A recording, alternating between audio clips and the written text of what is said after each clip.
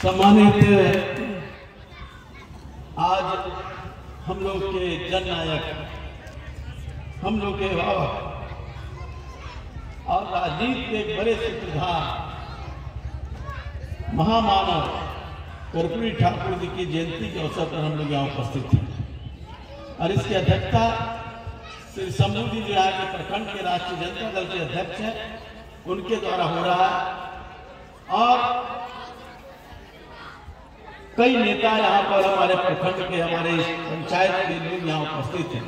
यहाँ के मुखिया जी हैं, सरपंच साहब हैं और तमाम लोग यहाँ उपस्थित हैं। पटना जिला के, सहरसा जिला के अध्यक्ष ताहिर साहब यहाँ उपस्थित हैं। मैं सबसे पहले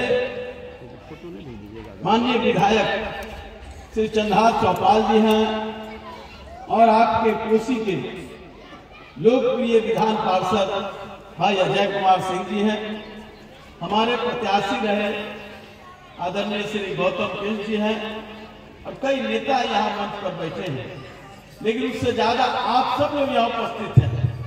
आप इसलिए नहीं उपस्थित थे कि हम लोग यहाँ हैं, आप लोग इसलिए उपस्थित थे कि अपने महामानव जननायक कर्पूरी ठाकुर के 99वें जयंती के अवसर को सदा समर्पित करने के लिए आए हैं। इस देश में, पूरे विश्व में कई लोगों के जयंती और उनकी पुण्यतिथि मनाई जाती है। कर्पूरी ठाकुर जी की जयंती हम क्यों मना रहे हैं? क्या वो मुख्यमंत्री थे इसलिए मना रहे हैं? नहीं। क्या वो हमारे नेता थे, राष्ट्र नेता थे इसलिए मना रहे हैं? नहीं। हम इसलिए मना रहे हैं कि गरीबों के दिलों से जुड़ करके कर्पूरी ठाकुर रहते थे। हर व्यक्ति समझता था कि कर्पूरी ठाकुर मेरी जो समस्याएं हैं, मेरी जो दर्द है, उससे वो आत्मसात करते थे। कोई ये नहीं समझता था कि कर्पूरी ठाकुर हमसे नजदीक नहीं है। हर व्यक्ति एक सबसे पीछे पैदान पर बैठी हुई हमारी माता बहनें या नौजवान या बुजुर्ग भी इस बात को कहता था कर्पूरी ठाकुर के मैं सबसे नजदीक हूं। कर्पूरी ठाकुर के पास मैं जब भी चला जाऊं, कर्पूरी ठाकुर मेरे दर्द के साथ जुड़ेंगे। कर्पूरी ठाकुर मुख्यमंत्री थे, हम लोग उनके बड़े ही अनुयायी थे, देखते थे। कहीं कोई घटना घटती थी बिना किसी की इत्तला किए हुए कर्पूरी ठाकुर पहुंच जाते थे रात के अंधेरे में। सरकार बाद में पहुंचती थी, प्रशासन बाद में पहुंचता था। कर्पूरी ठाकुर उस घटना के पास पहुंच करके उनके दिलों को जोड़ने का काम करते थे, समस्याओं का समाधान करने के लिए प्रशासन और सरकार को दबाव देने का काम करते थे। ये थे कर्पूरी ठाकुर। कर्पूरी ठाकुर ने जो सपना दिया था इस देश के लिए, जो सपना दिया था इस बिहार के लिए, आज भी पड़ाव पर खड़े हैं साथी। वो मंजिल तक नहीं पहुंच पाए हैं क्योंकि हमारे बीच से वो चले गए। आज हमारे कई नेता हैं, आदरणीय लालू यादव जी हैं, नीतीश कुमार जी हैं, तेजस्वी यादव जी हैं, युवा नेता। ये सारे लोग साकार करने के लिए उनके हर संभव प्रयास कर रहे हैं, लेकिन देश में बैठी हुई सरकार शायद बिहार और कर्पूरी ठाकुर के सपनों को साकार करना नहीं चाहती। कर्पूरी ठाकुर जीते थे या सरकार में भी थे तो वो राजनीति के लिए नहीं, पार्टी के लिए नहीं, सत्ता के लिए नहीं, बल्कि जो सबसे पीछे पैदान पर बैठा हुआ व्यक्ति है उसको खुशहाली कैसे मिले, जिसकी कल्पना गांधी और अम्बेडकर करने का काम करते थे कि जब तक इस देश में जो सबसे पीछे पैदान पर हमारी भैया, हमारी बिटिया जो बैठी है, उनके चेहरे पर खुशहाली आए नहीं, देश का लोकतंत्र, देश का सत्ता और देश की स्वतंत्रता बेमानी है। हम 1947 में देश आजाद हो गया। कर्पूरी ठाकुर सहित तमाम लोगों ने, हमारे प्रवक्ता कह रहे थे परमेश्वर कुंवर जी, हम लोग जानते हैं, हम लोग मिले हैं, उनके साथ काम किए हैं, सामाजिक कार्य, और कई लोग खास करके कोसी इलाका के स्वतंत्रता सेनानियों का एक बड़ा इलाका रहा। इस देश के लोगों ने स्वतंत्रता आंदोलन में भाग लिया था, देश की आजादी हुई, देश में नई सरकार बनी, लेकिन क्या हम 75वां अमृत महोत्सव मना रहे हैं? क्या उनके सपने साकार हुए? जो हमारे महापुरुषों ने गोलियां खाने का काम किया, हंसते हंसते फांसी चढ़ने का काम किया, कर्पूरी ठाकुर जैसे लोगों ने जेलों के सिकंजों में रहने का काम किया, क्या वो सपना साकार हुआ है? हम बड़े बड़े छोटे छोटे रंगीन बल्ब लगा करके अमृत महोत्सव मना रहे हैं, लेकिन उस अमृत महोत्सव के बनाने के पीछे जो हमारा सपना था, क्या देश को आजादी मिली? हम तो ये कहते हैं कि आजाद हिंदुस्तान के हम गुलाम लोग हैं, आजाद हिंदुस्तान के गुलाम जो नागरिक हैं, क्योंकि आज बाजारीकरण हो गया है। आज देश में जिस शिक्षा की बात हमारे कर्पूरी ठाकुर हमारे महापुरुषों ने करने का काम किया, गांधी ने बुनियाद शिक्षा की बात करने का काम किया, कर्पूरी ठाकुर ने स्कूल के बच्चों को कैसे शिक्षा मिले, उस शिक्षा के लिए तो लड़ते रहे, बढ़ते रहे। आज वो शिक्षा बाजारीकरण के भेंट चढ़ने जा रहा है। ये स्कूल का भवन है, इसमें शिक्षक होंगे कि नहीं होंगे मुझे विश्वास नहीं। जो बच्चे आते हैं उनको पूरी शिक्षा मिल पाती होगी कि नहीं, इस पर भी मुझे कोई विश्वास नहीं। ये सपना था कर्पूरी ठाकुर का कि जब स्कूल में बच्चे जाए अपने समाज के प्रदेश को समझे, देश को समझे, भूगोल को समझे, इतिहास को समझे। लेकिन आज देश में क्या पढ़ाया जा रहा है? आज देश में हो रहा है हिंदू, मुसलमान, पाकिस्तान, हिंदुस्तान, रामचरितमानस, कुरान, कई चीजों की आज चर्चा हो रही है। मुझे किसी धर्म के बारे में कहने का कोई आवश्यकता नहीं है, क्योंकि हमारा इतिहास, हमारा संविधान है जो बाबा साहब अम्बेडकर ने संविधान दिया, उसका प्रेमपूर्ण है धर्मनिरपेक्षता, समाजवाद। इसलिए हम तो सभी धर्मों का सम्मान करते हैं, लेकिन क्या धर्म के आधार पर हम समाज बनाएंगे? धर्म के आधार पर, जाति के आधार पर क्या हम समाज और सरकार बनाएंगे तो देश का विकास होगा? कदापि नहीं। इसलिए हमारी पार्टी, हमारे नेता तेजस्वी यादव ने निर्णय लिया कि सबसे बड़ा दिन है 24 तारीख, जिस दिन कर्पूरी ठाकुर के जन्मदिन मनाने का काम किया जाएगा। हम इस दिन संकल्प लेंगे कि देश का संविधान रहेगा कि नहीं रहेगा, और जब संविधान नहीं रहेगा तो देश बचेगा कि नहीं बचेगा। ये देश मनुवाद पर चलेगा या बाबा साहब भीमराव अम्बेडकर के लिखे हुए? और हमारे करोड़ों लोगों ने जेल के शिकंजों में गए, सैकड़ों लोगों ने जात धर्म छोड़ करके देश की आजादी के लिए अपनी कुर्बान देने का काम किया, उस संविधान के आधार पर चलेगा? ये सवाल है। मुझे कहने में जरा सा तो सोचती नहीं, हो सकता है कि आप इसको चर्चा करें, लेकिन क्या कानून? राजस्थान का, जयपुर का हाई कोर्ट में मनु महाराज का 15 फीट की मूर्ति लग सकती है, लेकिन बाबा साहब अम्बेडकर के मूर्तियों को तोड़ा जा रहा है। क्यों तोड़ा जा रहा है? क्या खुन्नस है? क्या दिक्कत है? क्या परेशानी है? कि बाबा साहब ने हमको संविधान देने का काम किया, तो देश बचेगा कि नहीं बचेगा? आज ये सवाल, इसीलिए आज हम लोगों ने संकल्प लेने का काम किया। देश में बाजारीकरण की बात हम तो शिक्षा के लिए कर रहे हैं, शिक्षा ही नहीं, आज देश के हर एक चीजों को बेचने का काम कर रहा है। सारे जो पब्लिक सेक्टर रहे, सारे पब्लिक सेक्टर बिक गए, बैंक बिक गया, इंश्योरेंस बिक गया, एयरपोर्ट बिक गया, रेलवे बिक गया। और इस साल के प्रथम महीने में कंटेनर ऑफ इंडिया जो कंटेनर बनाता है, सबसे बड़ा जो लाभ के जो हमारी संस्था थी पब्लिक सेक्टर, जिसमें लगभग 6000 करोड़ रुपए का उसका ट्रांजैक्शन था, और लगभग 1.5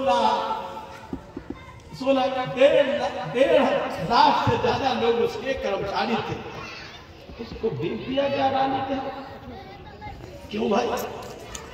क्या होगा हमारे लोगों का जो कर्मचारी थे? और जो लाभ में है 6000 करोड़ रुपए के लाभ में, उसको भी आप बेच रहे हो। ये देश कैसे चलेगा? मैं कहना चाहता हूं साथियों, बड़े ही चिंता का विषय है। इस देश में आया था ईस्ट इंडिया कंपनी, अंग्रेज आज राज करने के लिए नहीं आए थे, उनके पीछे साजिश थी, लेकिन आए थी ईस्ट इंडिया कंपनी व्यवसाय करने के लिए। अब व्यवसाय करते करते करते करते कलकत्ता से बॉम्बे, बॉम्बे से दिल्ली और दिल्ली से पूरे देश को शासन के हाथों में लेने का काम किया। अब उसने जात के जात में लड़ाने का काम, धर्म को धर्म में लड़ा करके इस देश को गुलाम बनाने का काम किया। साथ में आज कमोबेश की स्थिति है। हम किसी पर टीका नहीं करना चाहते हैं, लेकिन जब हम देखना चाहते हैं हमारे पुराने इतिहास है, जब ईस्ट इंडिया कंपनी आई, अंग्रेज आ गए, देश गुलाम बन गया। आज पूंजीपतियों का वर्चस्व चल रहा है, अडानी हो अंबानी हो, और कहीं ये काम धीरे धीरे बढ़ते बढ़ते इस देश को फिर गुलाम बनाने की साजिश की जा रही है कि संविधान को खत्म किया जाए। साजिश की जा रही है कि देश में लोकतंत्र को खत्म कर करके कई तरह की चर्चा हो रही है कि मोबाइल से वोट देने का काम किया जाए। मोबाइल को हमारे लोगों, कितने लोगों को चलाना नहीं आता है। जब ईवीएम से, मशीन से जो होता है, कितने तरह की गड़बड़ियां होती है आप जानते हैं। और उसके बाद मोबाइल से घर में बैठ करके आप क्या बताना चाहते हैं, क्या दिखाना चाहते हैं, क्या लोकतंत्र स्थापित करना चाहते हैं। और इसीलिए आज जो गरीबी है उस पर कोई चर्चा नहीं। आज भी देश में, खास करके बिहार में 69% हमारी महिलाएं कुपोषण के शिकार है। जो महिलाएं हम बैठी हुई थी, अभी भी है, उनके चेहरे को देखने का काम है। आंखों में पीली हो गई है, आंखों में लालिमा नहीं है, आंखें सूख चुकी है, चेहरे मुरझाए हुए हैं। उसे ये चिंता है कि मेरा तो मेरा गया, मेरे बच्चों का क्या होगा। न पौष्टिक आहार मिलता है। आपने कह दिया 80 करोड़ लोगों को हम 5 किलो अनाज दे रहे हैं। ये देश में आप अनाज दे रहे हैं, कोई बात नहीं।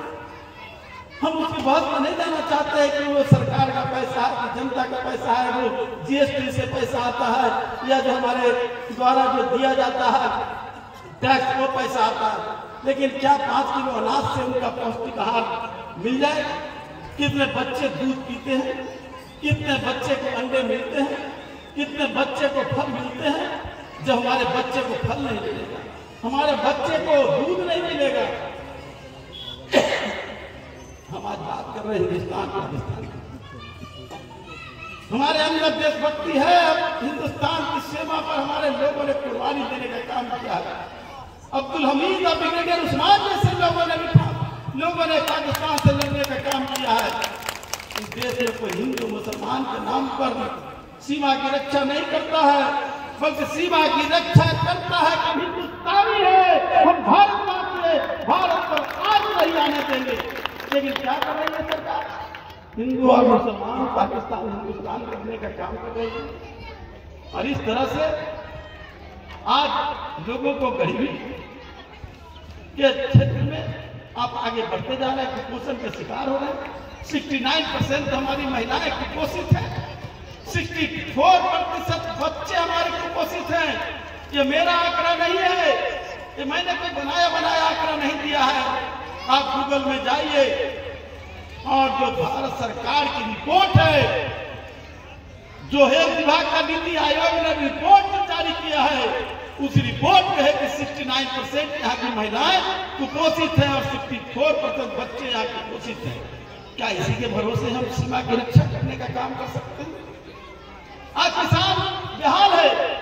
अभी हम आ रहे थे, देख रहे थे क्या हाल है। हमको याद है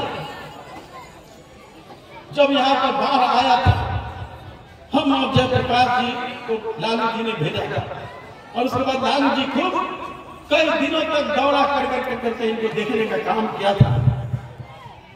उसके बाद बना है बाढ़ की सुरक्षा हुई है, लेकिन इसके बाद खेतों की हरियाली थी आज कहीं न कहीं समाप्त। और अगर हरियाली भी है, उसका अनाज सही दाम पर नहीं मिल पाता है। बिचौलिया आता है, ले जाता है। सरकार की मंशा है हमारे मुख्यमंत्री नीतीश कुमार जी की मंशा है कि हम उसके अनाज को खरीदेंगे पैसे के माध्यम से और उससे उसको लाभ मिलेगा। लेकिन जो व्यवस्था है भारत सरकार की, जो नीति है, उस नीति के तहत जो नीतियां बनाई है सिर्फ बड़े पूंजीपति बिचौलियों के माध्यम से आकर के करते हैं, किसानों को लाभ नहीं मिल रहा है। क्या कहा गया था कि देश के माननीय प्रधानमंत्री के द्वारा किसानों के लाभ का दुगना मैं दूंगा। आज किसान के पास न खाद है, न बीज है, न मिट्टी की जांच की व्यवस्था है और भारत सरकार कह रही है जब किसानों को दुगना लाभ दें। किसान मर रहा है, परेशान है, नौजवान बेरोजगारी की सीमा बढ़ती जा रही है, बेरोजगारी की खाई बढ़ती जा रही है, क्योंकि जितने पब्लिक सेक्टर है, जितने सरकारी नौकरी है, जितने जो बैकलॉग है दलितों के, पिछड़ों के, उनके बैकलॉग खत्म किए जा रहे हैं। जब सरकारी नौकरी नहीं रहेगी, सब प्राइवेट के हाथ में जाएगा तो आपको नौकरी कहां से मिलेगी। अलग है कि बिहार सरकार में हमारे नेता तेजस्वी यादव जी और मुख्यमंत्री ने कहा कि हम 10 लाख लोगों को नौकरी देंगे और 10 लाख लोगों को रोजगार देंगे और उसके काम चल भी रहा है। लेकिन क्या उससे काम हो जाएगा? क्या उससे हमारे राज्य और हमारे देश के नौजवानों को पूर्ण रूप से स्वावलंबी बन पाएंगे? क्या हुआ उस नारे का? हर साल 2 करोड़ लोगों को नौकरी देंगे, मिला है 8 साल में 7.5 लाख लोगों को नौकरी। भारत सरकार 2 करोड़ यानी कि 8 साल में 16 करोड़ मिला है, 7.5 लाख। 16 करोड़ का वादा और 7.5 लाख लोगों को रोजगार देने का काम किया। यह है स्थिति। बेकारी है, महंगाई है, बेरोजगारी है, शिक्षा का हाल बेहाल है, कुपोषण का शिकार है और हम चले जा रहे हैं हिंदू मुस्लिम धर्म के नाम पर। कर्पूरी ठाकुर ने अपने शासन करने का काम किया तो उन्होंने कहा कि समाज के जो सबसे पीछे पैदान पर है, चाहे वो पिछड़ा हो, दलित हो, उत्पीड़ित समाज हो, प्रताड़ित समाज हो, हम उसको विशेष सुविधा दे करके और उसको हम समान रूप से आगे लाने का काम करेंगे। यही बात तो हमारी सरकार कर रही है, जाति जनगणना की बात, कि जो लोग को आज तक आगे बढ़ना चाहिए था, योजना की राशि दी गई, इस योजना की राशि से लोगों को लाभ हुआ कि नहीं हुआ, इसकी समीक्षा तो होनी चाहिए। तो क्या कह रहा है भारतीय जनता पार्टी के लोग? वही भारतीय जनता पार्टी के लोग जिसने कई बार हमारी सरकार को समाजवादी सोच की सरकार को गिराने का काम किया। याद करिए, कर्पूरी ठाकुर मुख्यमंत्री थे, भारतीय जनता पार्टी के कैलाशपति मिश्रा वित्त मंत्री थे और जब कर्पूरी ठाकुर ने कहा कि हम आरक्षण की बात करेंगे गरीबों के लिए, चाहे वो सवर्ण जाति के हो, चाहे वो पिछड़े जाति के हो, चाहे अति पिछड़े जाति के लोग हो, कैलाशपति मिश्र ने उस समय जनसंघ ने अपना हाथ खींच लिया और सरकार गिर गई। याद कीजिए, जब मोरारजी देसाई की सरकार थी, देश में तूफान हुआ था तानाशाह के खिलाफ, उस सरकार में जनसंघ भी थी और जब मंडल आयोग के लिए उसके गठन करने की बात आई तो भारतीय जनता पार्टी उस समय की जनसंघ ने सरकार से हाथ खींच लिया और सरकार गिर गई। यानी कि समाजवादी सोच की सरकार को उसी तरह से कई घटनाएं हैं। जनसंघ ने कभी जो समाज के सबसे पीछे पैदान पर है, पीछे पैदान कहने का मतलब मेरा सिर्फ पिछड़ा और दलित नहीं, दलित तो सब की स्थिति क्या है, आदिवासी क्या स्थिति है, पिछड़े की क्या स्थिति है, लेकिन सवर्ण जाति के भी गरीबी है। और हमने कहा, हमारी सरकार ने कहा कि हम पिछड़ी जाति को भी, दलित को भी, लेकिन सवर्ण जाति भी जो गरीब है, मेरा मानना है, मेरी सरकार का मानना है, तेजस्वी यादव का मानना है, लालू यादव का मानना है, नीतीश कुमार का मानना है। जब आप अपने आप खुद एक मानव हैं, आपका एक अंग अगर विकलांग हो जाए आप मजबूत मानव नहीं रहे, कहा जा रहा है कि विकलांग पुरुष। उसी तरह जो लोग सपना देख रहे हैं कि देश मजबूत होगा, विश्व का गुरु बनेगा, विश्व का गुरु तब बनेगा जब समाज के हर तबके के लोगों में पौरुष आएगी, हर समाज के हर वर्ग के लोगों में मजबूती आएगी, स्वस्थ होगा, शिक्षित होगा, विकसित होगा। लेकिन क्या इस नीति के तहत होगा? क्या हम हिंदू मुसलमान में बटे रहे? क्या हम सवर्ण और पिछड़ा में बटे रहे? क्या दलित का सवर्ण में बटे रहे? समाज के जो सबसे पीछे मैदान पर है उसको आगे लाना हो। यही कारण कि आरक्षण की वकालत की गई थी। आरक्षण कोई उपहार नहीं था, आरक्षण कोई दान नहीं था, बल्कि नीति थी अम्बेडकर की, जिस नीति के तहत कर्पूरी ठाकुर, लालू यादव, नीतीश कुमार, तेजस्वी यादव और तमाम लोग जो समाजवादी विचारधारा के लोग हैं, तमाम लोग के मन में है कि समाज के जो सबसे पीछे हैं उनको आगे लाने के लिए विशेष सुविधा दी जाए। जैसे जब कमजोर मानव होता है, कमजोर बच्चा होता है, उसको मजबूती के लिए उसको विशेष रूप से, आपके घर में 2 बेटे हैं या 2 बेटियां हैं, एक कमजोर है तो उसके लिए विशेष रूप से दूध देते हैं, फल देते हैं, तब जाकर के वो मजबूत होता है, तो दोनों के बराबर होता है। उसी तरह समाज में तो सबसे पीछे है, अगर उसको नहीं मिलेगा सुविधा, विशेष सुविधा, तो कदापि देश विश्व का गुरु नहीं बन सकता है। ये साथियों, लेकिन क्या है, हम भी फंस जाते हैं, हम फंस जाते हैं। हम तो कहते हैं कण-कण में है भगवान, भगवान से कहाँ किसी को विरोध है, लेकिन कण-कण में भगवान है तो भगवान मेरे दिल में भी है। ये हर एक जो ग्रंथ है, हर एक जो, चाहे वो हिंदू के ग्रंथ हो, मुस्लिम के ग्रंथ हो, ईसाई के ग्रंथ हो, लेकिन हम कहाँ फंसे जा रहे हैं? हम राम की चिंता नहीं कर रहे हैं, राम के नाम पर रोजगार की चिंता में लगे हुए हैं। हम चाहते हैं कि राम के नाम पर हमारा रोजगार बढ़ जाए, राम के नाम पर मेरा शासन बढ़ जाए। हम राम को सबरी के राम मानते हैं, हम राम को वो राम मानते हैं जो सत्य के लिए असत्य रावण से लड़ने का काम किया।